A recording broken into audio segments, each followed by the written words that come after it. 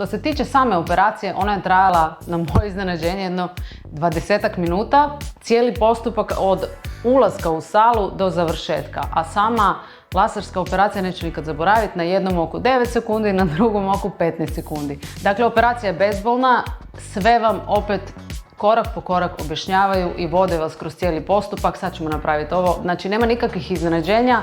Gospođa Lana se javila u našu polikliniku jer je imala problem sa čitalačkom, odnosno starosnom dalekovidnošću.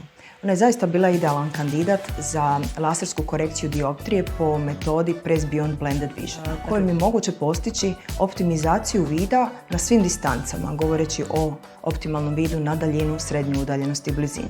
Nakon same operacije ostajete u klinici odmarati na njihovom preudobnom krevetu, jedno 20 minuta, pola sata i nakon toga idete doma. Meni je bilo nevjerojatno u stvari da sam ja već drugi dan čitala ona najsitnija slova koja se obično nalaze na etiketama šampona i ostalih proizvoda.